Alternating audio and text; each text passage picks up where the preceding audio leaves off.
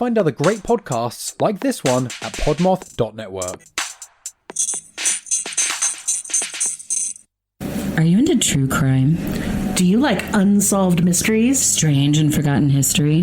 Bizarre alien abductions and classified science experiments? Then check out Cruelty Podcast. We're your hosts, Willow Ahava, along with my best friend and next door neighbor, Lillian Asterius, and my husband, Merriweather Asterius. Maris, say hi.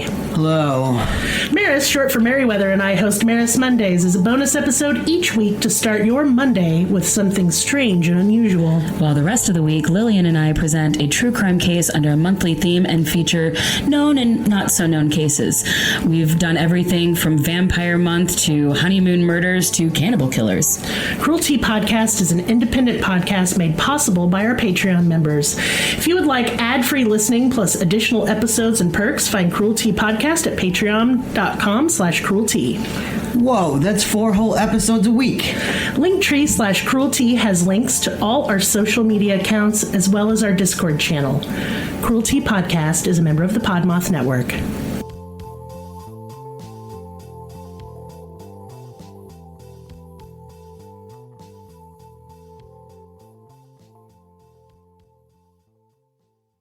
Hey, Twisted listeners, I'm Cindy.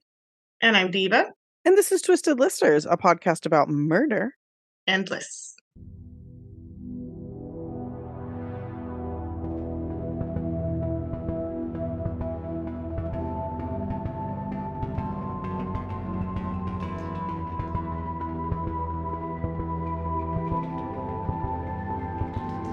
And we're brought to you by the Podmoth Podcasting Network. They're amazing. Check out all the other shows. You just heard an ad for one of them unless you skipped through it.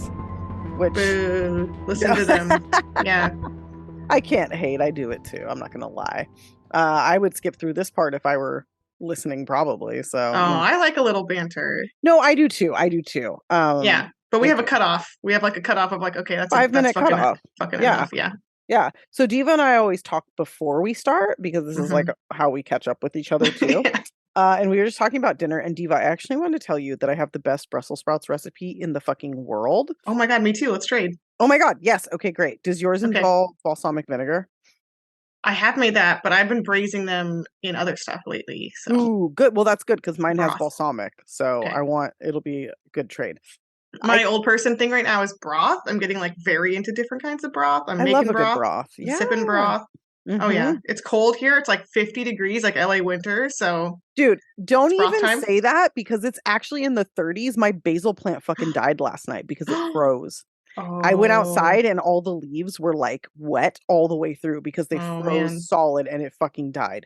That is we are having a real winter. Proper it's getting winter. into the 30s at night, like for weeks now. So yeah. We like to make fun of ourselves, but honestly. No, it's cold for us, yeah. It's fucking cold. It's cold anywhere. It's almost freezing. It froze. My plant died. I'm very sad. I'm like actually cold right now. Yeah, it's fucking cold. It was actually nice today. I went out and played baseball with my kid, and like I was wearing a sweater or a sweatshirt, this one, and I was. But like around like 4 o'clock though, it was like fuck you, I'm cold. All of a sudden, it like dropped off. Yeah. We were there from like 3 to 5. In the first hour, I was like, it's so nice out, and then the second hour, I was like, this is fucked up. Like, where do we live? Not Southern California. Anyway, okay. Weather report. Yeah, there it is, guys. We went from Brussels sprouts to the weather. Yeah, but if anybody wants a bomb-ass Brussels sprouts recipe, email me, hit me up. I will share it with you. DM us for Brussels sprouts tips. Fucking Parmesan and Parmesan's great on weirdly soy sauce. You're not going to believe it, but it's so good. Okay, we got to talk Brussels because I have some thoughts as well. Okay, good. I'll get my fucking kid to try them. Okay, like that to me means a lot. But anyway, this is part 2 of listener requests. So if you want to request a recipe, you can. If you want to request a case, you also can. Yeah, we can do this part 2 if you guys put in some requests. Yeah, another round. These are actually really fun. Not fun, but it's quote unquote fun to like break from having like a theme every week. And also I like that they've all been kind of cases that are at least lesser known to at least an American audience, I'll say. Or they're kind of cases that you might not hear on other podcasts as much, so we're kind of getting to do like things that don't get as much play. So. Yeah, the one that I'm doing today, it had an Amazon documentary done on it, but very, very few podcasts have actually covered it, which I find could be really interesting. And I think one of the reasons might be because most of the information is comes from this documentary. So like there's not a lot of information outside of that, but I did go deep diving into things, so I do have some extraneous shit. Anyway, first of all, if you'd like to join us on Patreon, we did just post a new Patreon episode. You can do that at patreon.com/twistedlisters. If you'd like to join us on TikTok, we post once every 6 months. It's just at Twisted Listers, but we do have some good content up there. And also me shit talking people in the comments. An archive of Cindy's shit talking you can enjoy. Yeah, I get real sassy. I don't get as sassy on Instagram, but TikTok, I'm like, fuck y'all. No, the tone there is very aggressive. The tone is like, fuck you. Yeah, exactly. It's a perfect place for me. It like speaks to my soul. If you would like to join us on Instagram, where we're much nicer, you can do that at Twisted Listers PCast. If you would like to send us an email to get this sweet ass recipe I have, or to give us case suggestions, or just to say hello, you can do that at twistedlisterspod@gmail.com. And check out our website. Maybe we'll post our Brussels recipes. We should do a tab that's Patreon, like Patreon special. Best, like I have a podcast I love where they just talk about stuff they watched on TV and ate, and that's their special mini episode. And I'm like, I kind of love it. It has nothing to do with the show. I kind of want to steal that. That sounds really great. It's quite cool. Yeah, props to them for that. But you can visit our website at twistedlisterspod.com. Also, I want to say, if you're a Patreon, I went through our archive and made everything that is a Patreon only special episode #Patreon only. So that way you can easily access those at a glance. Like, say if you're a new sign up, right? Oh, like thank you could just see those all at once, and you don't have to sift through all the early release of the regular stuff. Oh, that's so great. Yeah, I don't know how Patreon works, so thank you, Diva. That shit confuses me beyond. Also, you guys can tell that we did not talk to each other before because this is starting to run long. So let's get to it. Okay. All right. I go first this time, right? Because you went first last time. Okay, cool. So I'm going to talk about a seemingly little known case, despite this big ass fucking documentary that came out on it. Again, not a lot of information. Not most of the articles and things are just regurgitating other articles, but I did everything I could. I did as deep of a dive as I could possibly do. Went on Reddit, got crazy with it. And this might actually be a little long. This is the case of Beverly Lyn Smith. This takes place in Raglan, which is not just a baseball t-shirt. It's also a small town that's kind of part of Oshawa, which is in the Durham municipality, which is near Toronto in Canada. Just where we were for the Patreon episode. Yes. So we're keeping it close to that. Okay. So Beverly Lyn Smith, it's December 9th, 1974. She's home with her 10-month-old daughter. And she really doesn't like being home alone. She calls her sister and says, "Can you come over?" And her sister said, "Oh, I have a date tonight. I can't." Her twin sister, Barbara, almost always would come over at Beverly's request. This was the first time ever that she told her no. And their mother, Helen, was also busy and couldn't come over. So Beverly had to stay home alone despite her family being nearby. Now, Beverly, in addition to her twin sister, had 2 other sisters. So she's one of 4. And of all of them, she was the first one to get married at age 18.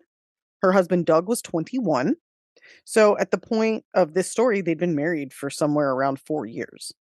Okay. Beverly is a super creative, really fun person. She likes to sew. She has a little business on the side selling antiques. Nice. She's really cute. She's got like really beautiful, like long red hair. And she just has that like perfect 70s look, right? For sure. Yeah. Gotta have the long hair. You do, long and straight. It was like perfect. She loved being a mom. She loved like being a homemaker. She's just really into this life. And again, she's only 22 years old, but she knew from a young age like what she wanted, and that's what she's doing wanted, and that's what she's doing, right? So once again, it's December 9th, 1974.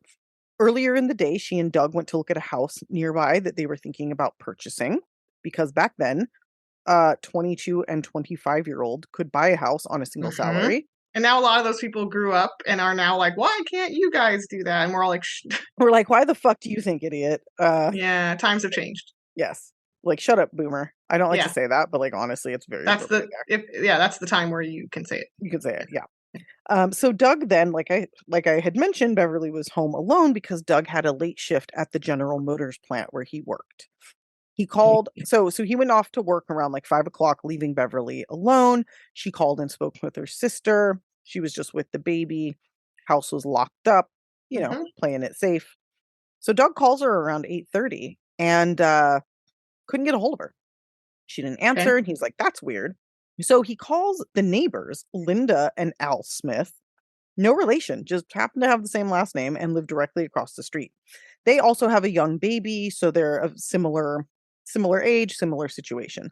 So he calls Linda and he's like, "Hi, is Beverly there?" And she's like, "No, I haven't seen her tonight. Do you want me to go check on her?" And he's like, "Yes, please. I can't get a hold of her. That's really weird. She always answers. Please go check on her." So Linda goes over and she looks in the window and she sees Beverly laying face down in the kitchen in a pool of blood. Oh my God. She runs back home and she gets on the phone and she says, "Doug, get here now. Leave work, come home right this fucking minute." Yeah. Doug does. And she doesn't tell him, if she's dead or anything. She doesn't know, but basically she's like, yeah. She then tells Al, "You need to go over and look and see what's going on." So Al goes over. He sees the same thing. He runs back. He's like, "Call the police." So they call the police.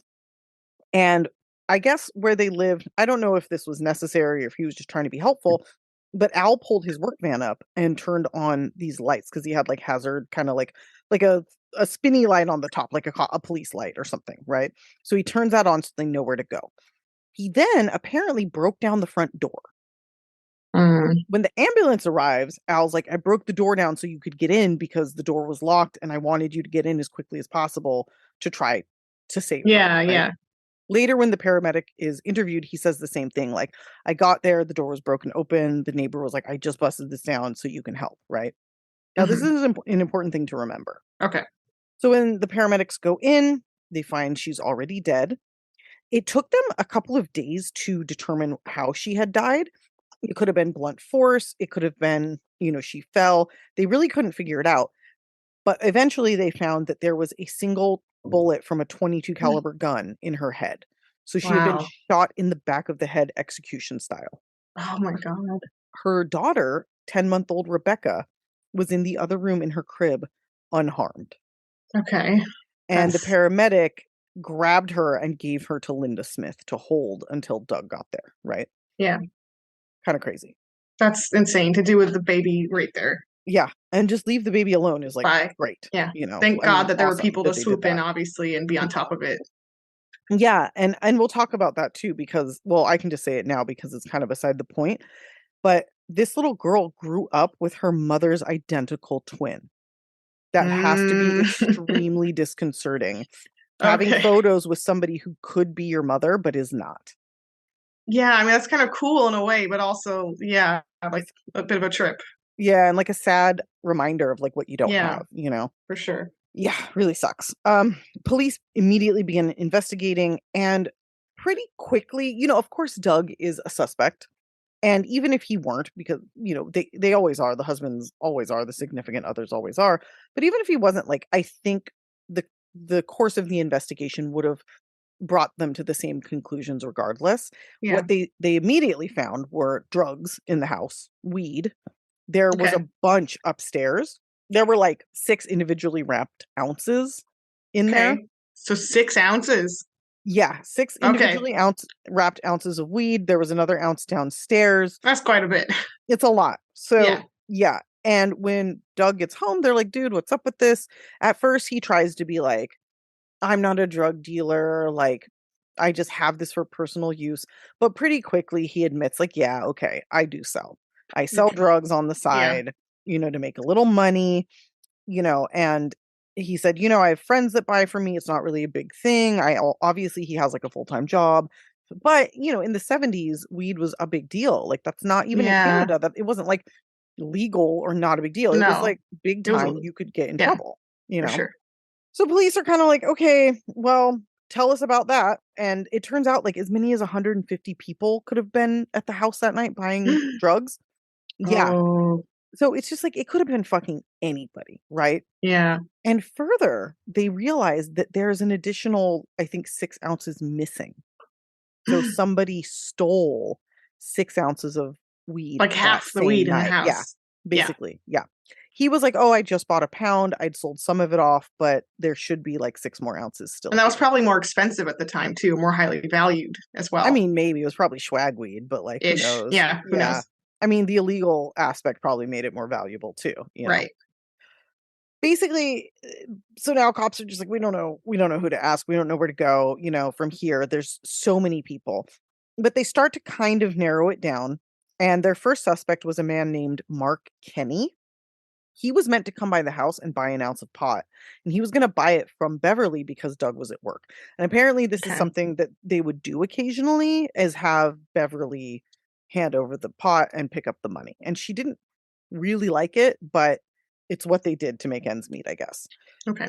This guy Mark was 17 at the time, but when he was interviewed, he basically was like, no, I never came by the house. I didn't get the money together, so I didn't go over there.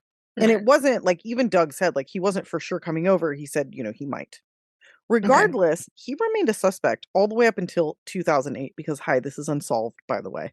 I know. I just had that moment of frustration that you always do to me. Yeah. But yeah, this is unsolved.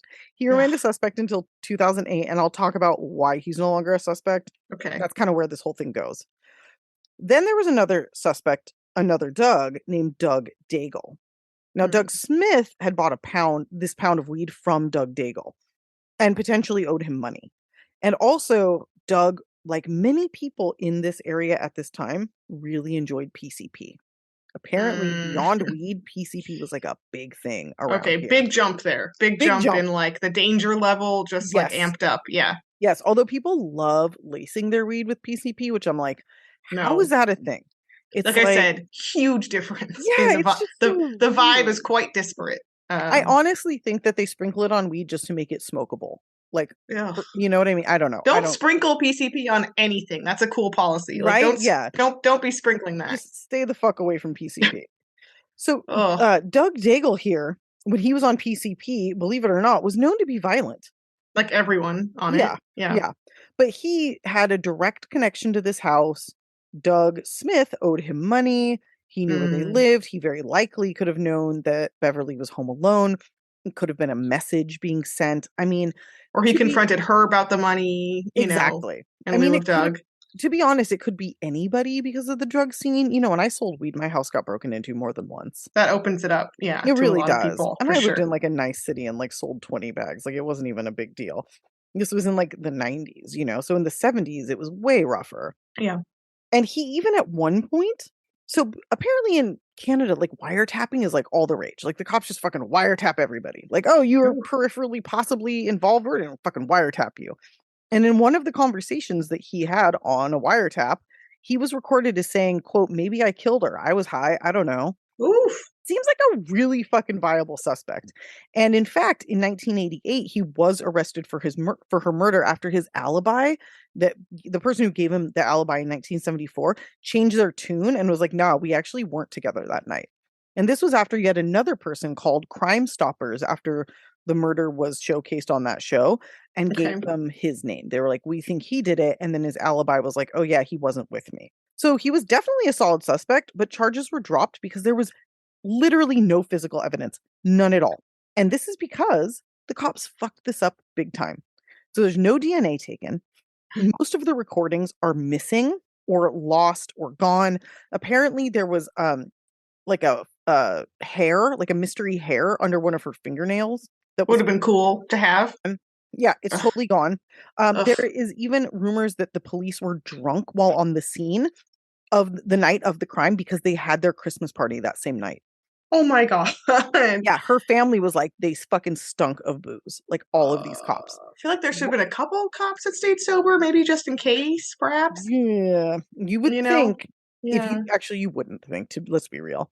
Yeah. One cop even put his cigarette out in an ashtray in the house, which you just straight up destroyed like the crime scene. Like, what are you fucking doing? Just throwing trash, just like, what? Okay, that's they didn't casual. Take photos. The photos they did take, they lost. Like, they did all this wiretapping, but most of the recordings are just straight up gone. Like, they don't exist anymore. So just a total fucking mess. And like I said, over the years, most of what they did collect, which was not anything, disappeared. So as you can imagine, after the first year, this case went entirely cold. And by the time they did start arresting people, all they had was like hearsay, and like very, very, very loose circumstantial evidence. So Doug Daigle, it's gonna be impossible. Yeah. I mean, he didn't even go to trial. It was just like, we don't have enough to even try this, right? No, just vaguely suspicious, but that's about it. Yeah. And speaking of Doug, the husband was actually cleared. He's one of the few people who has actually had his name cleared in this because he was at work and like he had witnesses saying he was at work. It did come up like, oh, he could have had somebody else punch his time card. But like the time that she was killed versus the time that he called and the travel time it would have taken and the fact that the neighbors hadn't seen him and, it just doesn't make sense that he would do that. I know we say things like, wow, it wouldn't make sense for me to sit here and be like, well, they had just gone to look at a house together. Like, why would he kill her? Because people do weird shit like that all the time. Sure. But that being said, nobody in her family, the police, nobody thinks that he did it. So whatever, weird online people are saying shit like that, like, I really think that they're just grasping at straws and it's not fucking true. That being said, I will discuss a couple of the reasons why they thought it might be true. One, it is rumored, pretty strongly rumored, that he had an affair. It's actually not really a rumor so much as he told the cops that, and it's in a recording. He did, yeah. And he told Beverly, and she was obviously very upset. Yeah. It's also thought that she was not happy about the drug dealing and was trying to get him to stop. Fair. Which then, of course, turns into more of a rumor that she's going to turn him in, which I really don't think she was going to if she's like handing off food, But that's just how those things snowball. Yeah. What I think is that they were just really young and he probably got freaked out about how serious things were, having a baby, and had an affair just to like... Just because he's dumb and young. Yeah, exactly. Yeah. And it's not cool, but it's also like, obviously, it's a young person move. Like, you got married at 21, you have a kid at 25. Like, you're probably having a freak out. And guys are dumb sometimes. Yes, agreed. So, agreed. Yeah. Anyway, so like I said, he's basically the only person who's cleared at this time, but the case goes cold. Beverly's family, including her twin sister Barbara, would get a call about every 15 years from the police, letting them know, oh, we're reopening the case again, we're looking at it. But nothing ever fucking came of it. Barbara couldn't get past this. It's her twin sister, like they finished each other's sentences. They had that kind of twin relationship that you hear about. And she decided, like, in order for me to get past this, I have to solve this. I have to get this solved. So she starts bugging the police. She starts calling them. And she's like, one of her quotes that I love in the Amazon documentary is she's like, I get a call from you guys every 15 years. Like, do you think you can bump that up by a few years? Like, God, yeah. And so she's bothering them. Finally, in 2007, they decide to take another look at the case. And not only this, but they decide to look at it from scratch. So basically, as though it just happened, they'd never looked at it before, not making any assumptions, not like, oh, we already looked at this. Fresh eyes, fresh start, right? And this is where things get really fucking interesting, in my opinion. Remember the neighbor, Alan? Mm-hmm. He was never a suspect, and then suddenly he was. Okay. One reason that they decided this time around that he was a suspect is that his story changed in 1988 when he was interviewed again as a witness when they charged Mark Kenny, or Doug Daigle, sorry. He said he didn't break down the door and that the paramedics did. And the paramedics were like, no, he did. And he told us he did it right before we got there so that we could get in. So they're like, that's fucking... It's a very weird shift. Mm-hmm. Yeah. Like, why would you change your story there, right? So they decide to look into Alan a little bit more. And some things come up, including another guy who's friends with Alan. This guy's name is Dave Maunder, who said that he came over to get an ounce of weed from Alan, who supposedly went to get it from Bev. Okay. So there's that. Okay. Also, they interviewed Alan's wife, Linda, and gave both her and Alan a polygraph, which they both failed miserably. Uh-oh. Wee-woo. Alert. Yes. And they start to kind of target Linda, thinking they're going to get her to crack. Okay. Now, at some point, Linda and Alan divorced after Linda became hyper religious.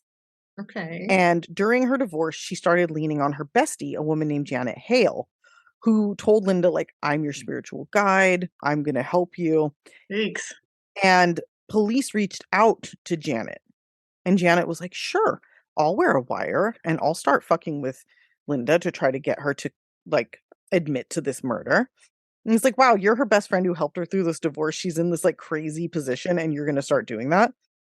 Yeah. So Janet starts wearing a wire and she starts telling Linda, if you failed the polygraph, it's because you know something and you've got a blockage because of the trauma and you need to remember and you need to remember. And she starts pushing her and pushing her and pushing her. And Linda is so torn up about this and so upset about this that she ends up in a fucking mental health facility.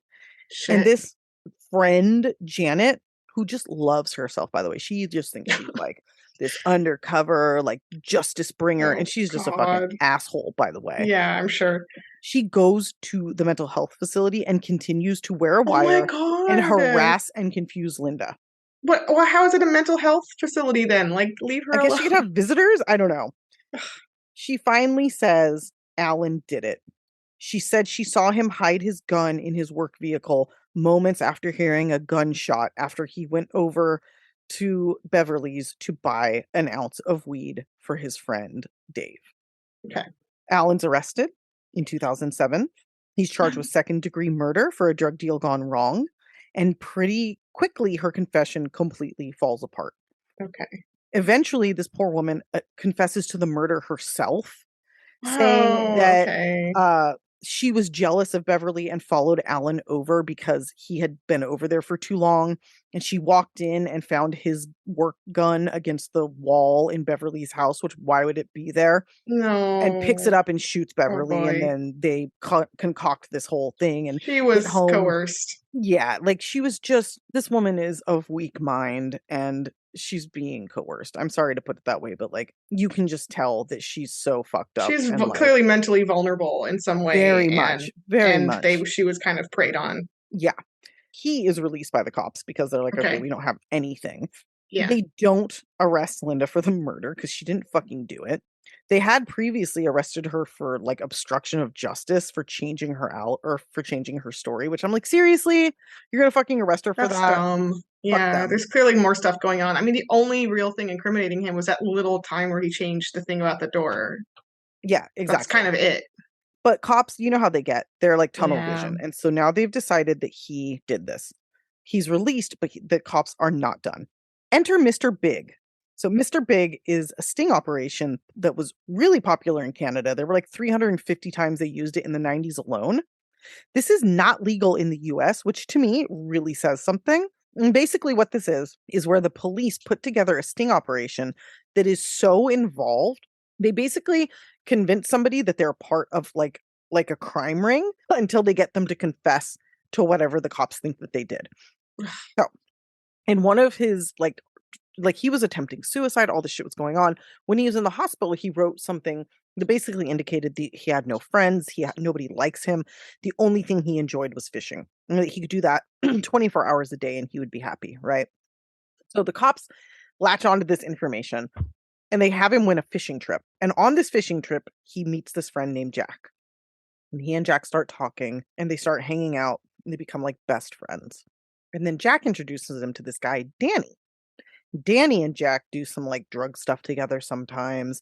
You know, Danny will pay Jack to like run drugs for him, whatever. And Danny's like hooked up with the mafia, right? Mm-hmm. Alan starts helping out. He starts running drugs. He starts kind of doing stuff. He's hanging out with Jack, hanging out with Danny. Again, he's telling Jack, like, I love you. Like, you're my brother. They like call each other brother. Like, Alan's never had a friend like this. So he's just so happy and so desperate for human connection. Next thing you know, Danny calls them up and he has them dump a body for him. He said, oh, it's a drug deal gone wrong. I had to kill the guy. And he gives them a body. Go dump it in a fucking river or down a slope or something. And Alan's like, I need to be paid at least $2,000 for this, which is fucking terrible. The next day, Jack and Danny and Alan all get together and Danny's like, look, you have something on me. I need something on you. You have to tell me something you did and then we'll be in this together. That's fine. If Alan had confessed at that moment, I'd be like, he fucking did it. But Alan's like, I don't have anything. I want to leave. And Danny basically holds a knife to him and is like, you're not fucking leaving. This is so dramatic. Tell me something. Yeah. Jesus. Okay. And he's like, this is a mafia guy. So he's like, okay, I fucking killed my neighbor. Like, it's an unsolved case. I stole 40 pounds of weed out of their house that night. I fucking shot her in the back with my friend Dave. Or my friend Dave shot her in the back and I stole the weed. That's what he says. Which is not accurate. Right. Info. There wasn't 40 fucking pounds. Right. Then a couple months later, they try the same thing. I need something on you. I need you to tell me something, because they know that what he said is bullshit. So, but they still want him to confess it in a way that they can use. So once again, he's like being threatened by this guy. And he's like, okay, I did it myself. My friend Dave had nothing to do with it. I was hiding the jacket or the gun in my jacket. I was hiding it behind my back. He said a bunch of different shit. He still maintained that he had 40 pounds of weed that he sold slowly over the years. And it was bullshit, you know, the confession was trash, but they arrested him anyway. And he sat in prison from 2009 to 2015. God. Yeah. Fighting about whether or not he should even go to trial. And in 2015, a judge threw out his confessions because they were obviously given under insane duress. And it's really sad when you watch the documentary when they pull up and they take him into the police station and he's like asking about his friend Jack. And he's like, is Jack okay? Is Jack okay? And they're like, buddy, Jack's an undercover cop. Like, Jack has been winding you up for the last like year. This person who you thought was finally your friend has just been trying to get you arrested. And it's like shattering, you know? It's so fucking sad. It's like, so fucked up, right? These people have gone through so much for something they clearly weren't actually involved in. Well, I don't know. We'll get there. Okay. Well, so he was released though. Right. He was released. Possibly weren't involved in. Possibly. And we don't fucking know. Yeah. He's currently suing the Canadian police and he definitely could win. For that sure. being said, like, he is a bit of a scumbag. Like, he did dump a dead body. And his main concern was how much he was going to get paid for it. Yeah, and it is weird that, like, he went for that as his thing he was going to give up. Like, wouldn't you make up something else? Well, it stands to reason that if you were involved with something like that, you were the fucking person who found her and you know it's unsolved and you know that you were, like, a suspect. You even got arrested for it. If you had to come up with something, it makes sense that you would go there. You know what I mean? I guess. Yeah. Like, it would be weird for him to make something else up. That being said, I was on Reddit reading about this, and Beverly's daughter Rebecca's on there. And she believes that he did it. And here were her points. In one of the places that he said he dumped his gun after the murder, a 15-year-old fisherman just happened to find a .22 rifle in that spot. They couldn't do ballistics on it, apparently, but that's a hell of a coincidence. She also said there's a ton more audio of him basically bragging about the murder very callously to his friend Jack, who never threatened him, who never told him he had to tell him anything. Okay. So there's all this like not under duress confessing that he's doing, saying that he has his own family fooled into believing he was innocent, saying, you know, all this crazy shit. There was also a letter that his ex-wife Linda wrote to Rebecca apologizing for it taking so long for her to change her story. Because she was afraid of Alan. She was afraid for her life and her children's lives because he was a super violent man when they were together. It was abusive. Okay. There's another woman he apparently attacked, but the police got involved. He also told her the reason that he has a teardrop tattoo on his face is because he killed someone. And who would that be? Sure. Also, the woman who directed the documentary on Amazon said that in an interview that she has a friend in prison due to a similar thing as the Mr. Big sting. So we know where her stance is on that, you know? Right. So it's a shame. It's not a fair like setup. Yeah. So I think it's a really shitty thing that she used the case of Beverly Lyn Smith as kind of a vehicle for talking about the Mr. Big sting, because it seems like the documentary is under the guise of wanting to know the truth about her murder, when in actuality it's about that issue. It's about the guy and it's about that issue. Yeah. Right. On the other side, if he dumped a gun and it belonged to his work, like he worked at the Humane Society, and apparently they had guns for like shooting animals, which is ironically very not humane. God. But if he had dumped a work gun, wouldn't it have been like reported missing or stolen? And apparently they theoretically could have checked on that. Yeah. So anyway, all this back and forth, nobody's ever been arrested. Nobody's ever going to be arrested because the cops fucking boned this so bad. Yeah, they got rid of all the evidence. Yeah, all of her sisters are like in their late 60s and early 70s. Her parents have died. We're just never going to fucking know. And her daughter's just tormented by this and it fucking sucks. So that's the story. Sorry, that was real fucking long. No, it's okay. I'm about to get longer, but oh my gosh. That's frustrating. It's really frustrating, right? I mean, if the cops had just done their job even like remotely well, I think we would have been able to know, to like figure out who it was, because there was evidence, that could have been used. But they've never found, there's no DNA, there's no murder weapon, there's no eyewitnesses, there's fucking nothing. There's nothing. I mean, obviously Alan is the best suspect, but with all the people coming in for drugs, it's like he's not the only one. I feel like Doug Daigle is a very good suspect. Yeah, but he might have killed her. He was on PCP. The guy owed him money. I mean, it's all right there. He is more, just not the evidence for anyone to lay it out because they got rid of it / didn't investigate properly. Yeah. And Alan also said that he killed Beverly because she knew about some girl that he was having an affair with. But there's also like no proof of that. So it really just sounds like he's just talking out of his ass to like have a story to tell. You know what I mean? Whereas this Doug Daigle guy sounds like a viable fucking scary ass drug dealer. So I don't know. I don't know how to feel. I just feel bad for the family, and I just wish that they could get some fucking closure because it'll be 49 years this year. Jesus. 49 fucking years. Cold as hell. It's the coldest case in that area, I believe, or possibly even Canada. So pretty fucked up. Jesus. And there was no DNA. None. I mean, whatever they had, that hair that they had is long fucking gone. They lost it. Because there are cases that old being solved with like genetic genealogy still. Yeah. You have to have something though. And they don't because they lost it. So go Canadian police. They're just fucking up left and right. This is basically a story about how shitty they are at their jobs all the time. Yeah. And also, Mr. Big Stings are not legal anymore. So no, they're very problematic. Yeah. Shockingly. Yeah. Anyway, what's yours? We're going to the Netherlands. Boop, boop, boop, boop, boop. Okay. My dear friend, I think I can say her name. I won't say her full name, but she can. Dear friend Susanna, who's a listener of the show. This is her dedicated to her. Woo-woo. Dutch. This is a Dutch case. And it's weird because this is a very extremely like popular, well-known case there. It's like Natalie Holloway, like some big mega case in the Netherlands, but then there's nothing in the English language. I love that you use Natalie Holloway as the example. But just what I mean is like, your big high press case. Yeah. And it's very rare, apparently, there as well as here, to have a young woman of color be a high press, case. So this is like makes this really stand out. This is the case of Anneke van der Stap. Okay. This is going to be also a lot of me pronouncing Dutch things to the best of my ability. I mean, I can do most of these words. I had to look up just one just now that was really surprising.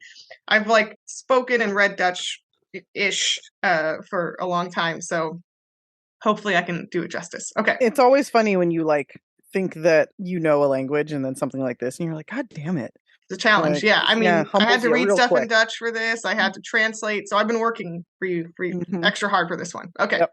So this happened in 2005 in Rijswijk in the Netherlands, which is just outside of The Hague, or Den Haag, as it's called in Dutch. Okay. And Anneke van der Stap was 22. She was born in 1983. My year. So at this time, she's 22. She was a really great student. She loved manga and anime. She was a talented manga artist herself. She did really nice little sketches and kind of drawings. Oh, that's cool. Yeah, so she's really artistic and creative. She and her sister were born in Indonesia and were adopted by a Dutch family. And at this time, around this time, apparently they were actually trying to gear up for a kind of trip to the Indonesia so the girls could reconnect with some of their family and their culture. So really sad that this happened before that could happen. That's pretty fucked up. Yeah.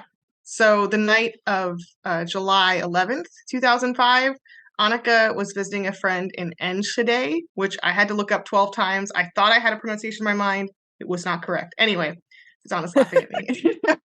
Enschede. She was visiting a friend and when she disappears, essentially. So I'm going to break down her evening. Okay.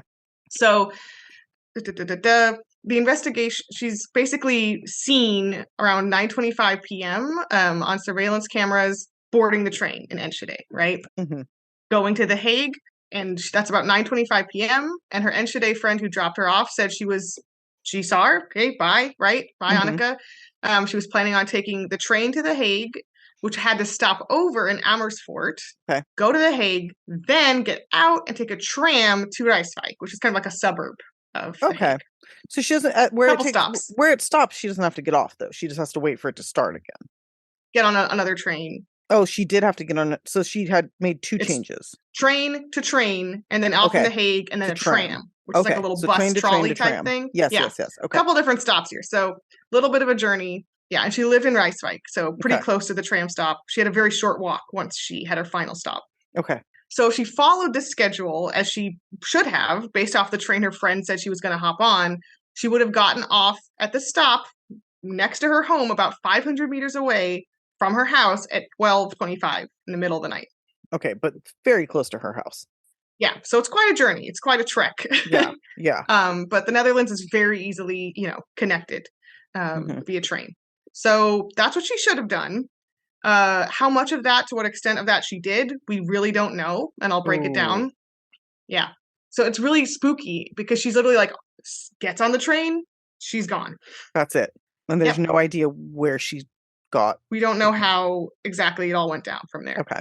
The following evening, her father reports her missing because she's fucking missing, right? Right. I believe she lived at home. She didn't show up for her job at HEMA, which is sort of like I try to think of what the best equivalent to explain it is. It's like a Target almost. Okay. Cool. Little Dutch mini superstore there. Mm-hmm. It's the fantastic store. Anyway, she didn't arrive at HEMA, her job, and so they also had to wait 24 hours from when her father reported her missing. Which they really should stop doing that, because that's frustrating. That's literally like the difference in solving a case a lot of the time. Yeah. So ridiculous. She is an adult, of course, at this point, so that might be why, but still, it's really frustrating. It is. So the investigation turns up, and I'll circle back to the phone very much in a second. Okay. But the investigation turns up that her phone last pinged in an area near Scheveningen. I can never say that word, which is basically the beach area of The Hague. It's a coastal city. Okay. Very cold beach most of the year. And it pinged in this area called the Lindodown near Downstraat in The Hague around 2:15 a.m. Okay. So, and this Scheveningen is in the fucking opposite direction of Rijswijk. It's not even vaguely on the way. She would never stop there.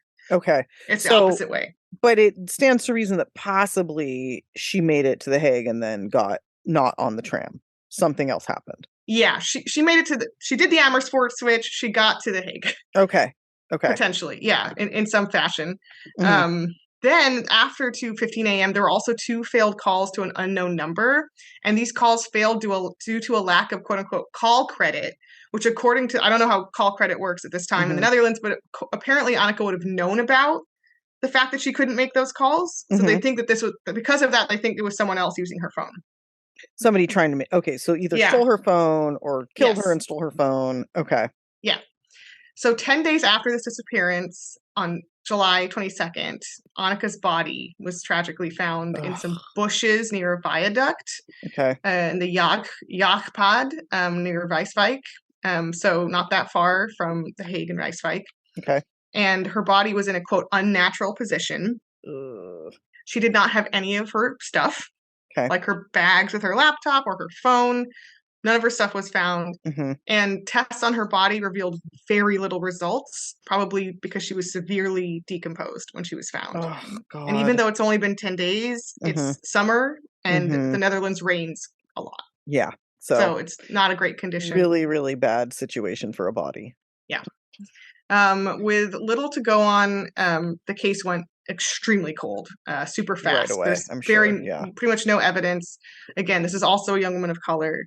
And in September of already, like 2 months later, police announced that they'd only gotten 1 tip. That's fucked up. And like, who was she calling? They don't have the number? Like, they can't find the number that was failed to be reached? I don't know how that works. I don't think so. It just says failed call on like maybe on the sheet, like failed call. That's so crazy that it doesn't say who it's to, because that right there would break the case open. And like even on my phone, like if the call fails, it still shows up as like having tried, which is just crazy to me. Yeah, I don't know. That's a good point. Because I remember in the Panama hikers case, it did say like failed call to this number. Right? Yeah. I never saw that. All right, so here we are. Back to the finding of her body. So it was, like I said, it was an advanced state of decomp. Her skirt was also torn and her glasses were broken. I forgot to mention that. Here we go, going out of order. Yeah. But like I said, this case went super cold. And by the end of 2006, the investigative team was disbanded. So the following year, they're just like, we give up. They're just like, we're done. Yeah. Exactly. Wow. So the following year, I believe in 2007, Anneke's dad, Harry, who's a huge champion for his daughter, right, turns and pleads with the legendary Dutch crime journalist Peter R. de Vries for help in solving his daughter's cold case. Right. And Peter de Vries devotes a full fucking broadcast of his wildly important and popular crime show, Misdaad's Verslaggever, to Anneke's case, which means crime reporter, essentially. Nice. All right. It's like I watched some of this episode, and it's really good. It's very much like Dutch Dateline, like but very intense and serious and well done, and respectful. Like it's not like sensationalized at all. Right. And Anneke's dad, Harry, would later recall how Peter made a genuine effort. Like Peter's a great fucking guy, spoiler alert. And this detective, he would come to the house, the Van der Stap house, and made a real connection with them. He was serious and earnest about covering the case. And he actually kept in touch with the family long after the broadcast, through the case, after it was quasi-resolved, which I'll talk about, of course. And he continued to send them a Christmas card and a bottle of wine every year for Christmas. Wow. Like, forever. Yeah. So he's a fucking classy dude. He's a good guy. Yes. And I was originally going to smash it into this case, but there's just not time. But stay tuned for a very, very, coming soon episode in which I will do essentially a sequel to this case. And that sequel will be The Murder of Peter R. de Vries in 2021. Because he was murdered, which is so fucked up. And I'll mention at the end why his murder is actually connected to this case, potentially a little bit as well. And also, if any of you think you recognize his name, it's because he was very much involved in the Natalie Holloway disappearance. Yes. Yeah, Cindy mentioned him when we talked about that. He was also did a great job of grilling Joran van der Sloot, who's Dutch. Yeah. Good job on that as well. And anyone making that guy angry is also a hero. Okay. Yeah, so after that's so true. So because of Peter really and him devoting time and attention to this case, 26 new tips come in, and the attention kind of explodes to it. Yeah.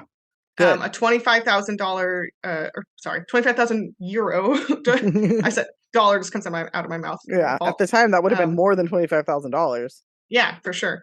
They make a big reward. And in 2008, investigators announced that thanks to all these new tips, they actually have a suspect that they're looking into. Whoa. His name is Ronald Piper, and he works as a salesman, I think, in the country. It's very, I don't know, Handelsman. Susanna, help me. I don't know. It's a vague sounding job. In 2009, he actually lives in Delft too, which I don't know. Sometimes I've been to Delft. It's like the cutest place in the world. So sometimes I'm like, how could criminals exist in such a place? It's too cute. Okay. Very weird. So in 2009, investigators announced some of their evidence on Ron P. He's described as Ron P. sometimes. So I might call him Ron. Good old Ronnie P. Ronnie P here. And he is held because the reason they came to him is actually because he is being held on another murder conviction case. Not convicted yet, but he's being held because of it. Okay. And this is a 2004 murder case. I won't go into too much in the interest of time because it's going to run super long. But this case is called the Putense murder case because it happened in Putin. And it's the murder of 24-year-old Crystal Ambrosius. Okay. In this case, 2 men were actually initially convicted and served 2/3 of their sentence, but were eventually acquitted. Oh, shit. And this case had DNA. I believe she was raped and killed. Oh, no. But their DNA was found to not match, and they were like, oh, whoops, sorry, let him out. But Ron... And it took that long? I'm sorry, it took that fucking long for them to test it? That's pretty fucked. Yeah, I believe that's how it went down. And then Ronald here, his defense was... his DNA matched. That's why he's arrested for it. Okay. Yeah. That's but fair. His defense is that he had an affair with Crystal and he had consensual sex with her the day before, which for lots of reasons is fucking stupid. All of her friends were like, no, absolutely not. Never heard of the guy. Absolutely not. You did not. Fucking clue. And also when he's asked to identify things about her, he's like, they ask him what's your eye color? He's like, I don't know. Yeah, doesn't know anything. Guy. So lots of different reasons why it's not a thing. The DNA matches. So back to Anneke here. They announced that they have security camera footage from a BP gas station at De Statenlaan, which is just a street in The Hague, showing Ronald Piper and his van at this gas station, and he's within very close range of that last tower that Anneke's phone pinged to. remember, in The Hague. Right. And most damning of all, he's not just near the pinging, he used Anneke's fucking chip card at a gas station to buy a sandwich and a fucking ice cream. Ew. And this is about 2.5 hours after she was last seen. Okay. Also, a sandwich and an ice cream, you piece of shit. Like, yeah, something about that and how pedestrian it is just makes me so angry that, like, that's what he spent her money on after fucking murdering her. Yeah, and I read 2.5 hours after she was last seen, which, considering how long of a train journey she had to go, means that if this guy attacked her, which we think quite likely may have happened, it was pretty fast. It was like, after either The Hague or Rijswijk stopped. Right. It was like boom, boom, boom. Right. And later, it will also be revealed that Ron may have actually likely met Anneke before, because he used to work at a beach bar in The Hague on Scheveningen, where her sister Marika worked. So there's a connection. There's a tie-in as well. Yeah, and he also could have had a lure there, where if he knew her casually, he could have been like, "Hey, Anneke, come over here." Like, right? Exactly. Yeah. So in 2010, a newspaper reported as well. It just gets worse for fucking Ronnie here. In 2010, a newspaper reported that a USB stick belonging to one of Ron's ex-girlfriends was actually Anneke's. And it contained her school photos, her papers, her documents, everything. Oh, wow. Then they find that he has a computer hard drive that was Anneke's, taken out of her computer, still containing her manga pictures, like a lot of her stuff. So this guy fucking murdered her. You're gonna get ready to get frustrated, Cindy. Oh my God, don't do this, Diva. Don't fucking do this. Oh my God. In December 2010, Ronald Piper was officially arrested for the murder of Anneke. In 2011, he was sentenced to 18 years, not for Anneke, but for the murder of Crystal Ambrosius and the Potenza murder case. Okay. And on appeal, this will actually get reduced to 15.5 years. Oh, wow. For Crystal. Yeah. Fine. We're not in America. Yeah. So, I mean, whatever, dude. Yeah, like, great. Yeah. Whatever. So, and again, like 99.999% of the time, I want us to have European sentencing laws, but then there's times where you're just like, ooh. Yeah. Well, that's the thing. If you have a serial killer, then it's a little different. It's frustrating. And I don't necessarily think that anybody should be in prison forever, but like a mental hospital, somewhere that they can't get out, somewhere that they can't kill people. If somebody has proven that they are going to do it more than once, then you've got to protect society from them. It's not about punishing them. It's about just not letting them murder people. You know what I mean? Yeah. Yeah. I mean, it's frustrating. So shortly after this he gets a sentence, proceedings commenced for Anneke's trial. So I already went through some of the evidence against him, so now it's kind of early on. Basically, Ronald says that he had all that stuff of Anneke's because he bought them all from someone without knowing that they were stolen, essentially. At one point, he'll be quoted as saying, "All I did wrong was buy stolen things." And be where she was when she went missing, and then use her card to try to buy a sandwich right after she was missing. Yeah, I really can't get past the fucking card thing. That's worse than the stuff. Yeah, it's like, oh, did you buy all her stuff like 5 minutes after she was murdered? Yeah, like, this other murderer takes the stuff and within 5 seconds turns around at this fucking Stottenlawn BP and sells it. Like, okay. Yeah, like runs back from where he dumped the body and like, hey, you want to buy this stuff? Would random you like guy a sandwich? who happens to be there at 2 a.m. or whatever the fuck? Yeah. Like, come on. Yeah. So while he was in prison, also for the other, because he's in prison because of Crystal's murder, right? He confessed to at least 2 inmates. That he confessed did it to Anneke's murder and to Crystal's, I believe, as well. Yeah, because he fucking did it. And the inmates report it. And in at least one confession to one inmate, he supposedly reenacted how he strangled Anneke to death. Nope. No, thank you. I also saw in multiple different news articles that he included like details essentially that only the killer would know, to the point where these confessions seem to be very legit. Okay. But the tone in the trial and the hearings later on in appeal will be across the prosecution and defense. I don't know. It really feels like everyone's dismissing the inmates because they're inmates. Which is ironic because they're going to then like let this guy out. It's like he's also an inmate. Like, why are you trusting his word over theirs? He's in jail for murder. The inmate confession thing is very much like swept aside, but it does obviously come up a lot. Another issue, obviously, that comes up at trial on his side, I guess, of the defense, is that there's no evidence from her body, no forensic evidence in terms of how she was murdered. There's no clear cause of death at all. So they say that the strangling confession can't really be verified because we don't know if she was even strangled. Okay, so if he had left out how he killed her, it would be a more viable confession? I don't know, dude. That's fucking, that's not logic. That's not logical. That does not make sense. No. Ugh. So 2012, the court acquits Ronald Piper of the murder of Anneke. Give me a motherfucking break. What a goddamn joke. Yeah. So this determination cites that just because he had the items doesn't mean he robbed her or even killed her. They kind of bought that he could have just bought them or found them. So they have him on camera where she went missing. Yeah. They have him using her chip card to try to buy stuff. Really shortly after.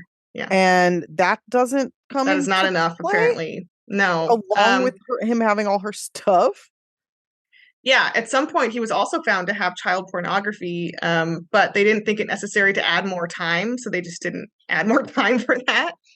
I think I'm cool on going to the Netherlands, dude. Like, doing some murders, yeah. They're just like cool, like, I don't, like, oh, child porn, we don't need to add anything. That's not dangerous or here's the thing. I think what I've learned through researching this is that there's clearly a sensibility with Dutch law and policy and I don't even want to say culture per se, because I'm sure people disagree with this too. But like, there's a sense in Dutch policy that they feel very strongly that one is not to serve past X amount of time in prison. Period.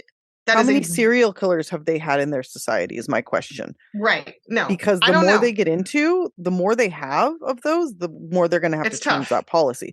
Because that's And again, I'm not one of those people who's like, I want vengeance and like blah blah blah, but like, if you have a serial killer, you cannot leave them in society. They're not going to stop being a serial killer in 15 years. They're not ever going to stop. Like, I mean, it's the same in South America with like those killers that where they killed 700 girls and they just divide it by for the 15 years. But that you can get life, I believe. There's life in prison is possible in the Netherlands, but you have to have parole as an option after 25 years. So it's not like they don't have life sentences. Right. And again, I'm not saying that, but I'm saying when somebody like this, he's already murdered somebody who was kind of similar age and whatever, similar situation.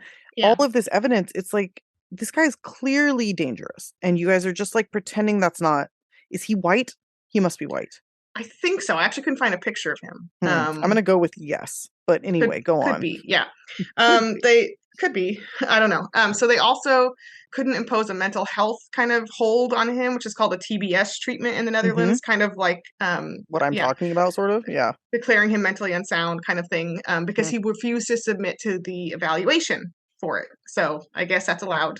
They can't force him. So if you know you're going to be put in a mental hospital for the rest of your life, you can just refuse to participate. And then they're like, okay, never mind. Yep. So solid. Yep. That makes so much sense. What the fuck is going on? Yes. So this acquittal was appealed by prosecutors, which they can do. And in 2013, lots of crazy legal shit that is going down here. And in 2013, the Public Prosecution Service announced that they would hear an additional witness, which is essentially one of the ex-girlfriends of the inmate. So it doesn't add like a total extra thing because they're already dismissing the inmate. The inmates, right. So it's like another person saying, but that inmate told me, and there's they don't care. Yeah. In 2014, Ron was actually, the appeal technically worked, but don't get too excited. He was convicted of her murder, and they added a whopping 4.5 years in prison for Anneke's murder. You know what? That's fine. Like, that's something. He's at least convicted. Yeah. Because he did it, obviously. And listen, again, for life, whatever. But like, when that guy gets out, he's going to kill more people. And that's just all there is to it. Like, at least it's on his record. He did it officially. So maybe when he kills the next one, he'll be put away for the rest of the time. Well, yeah, I hope he's done. But yeah, it's fucked up. So the court in The Hague said essentially he gets 4.5 years for manslaughter as well. Okay. I should note.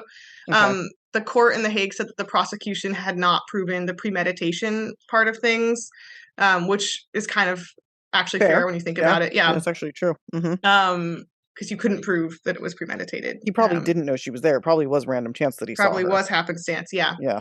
although in America, even like a moment can be considered premeditation. Yeah, you can make it because people just want to be first degree. You can make it fast. Oh yeah. Yeah. Premeditated for fucking 30 seconds. You thought about asking her to get in your van, therefore it's premeditated. Well, come on. Exactly. God, come on. Yeah. So, and at the time of the crime in 2005, the maximum sentence for manslaughter was 20 years. Okay. So there's some kind of legal loophole I don't totally understand. I talked about it with my friend, but I don't totally understand it still, where essentially because he had 15.5 as a sentence for Crystal Ambrosius, they rounded up to 20. And that's how they came to 4.5. So instead of doing it like 2020, they looked at it as 20 for both. Okay. Yes, there's no consecutive sentences. Right. Okay. So that's what it is. A 2-for-1 manslaughter deal. Correct. Yeah. Oh, good for him. Yes. There was a journalist called named Tom Dirkstra who went on a big spiel, I think a book, I think at some point arguing that Ronald Piper was innocent and had been wrongfully convicted in both cases. He said that in Crystal's murder, the semen on her was found that was old enough, and maybe he did have that affair. Like he was right about them having sex before. And he said, yeah, maybe he did just get Anneke stuff like happenstance afterwards.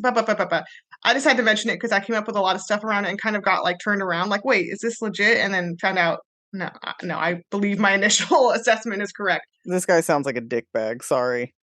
Well, apparently he actually does do like really good work for like wrongfully convicted people, but this just might be his one like, oof, you know. Maybe don't make yourself less credible with this. Yeah, this might be just a little misstep. But lastly, it's just really heartbreaking for her family, and especially they did some interviews after the murder of Peter DeVries, where they talked about how close they were with him and how important his coverage was for their daughter's case.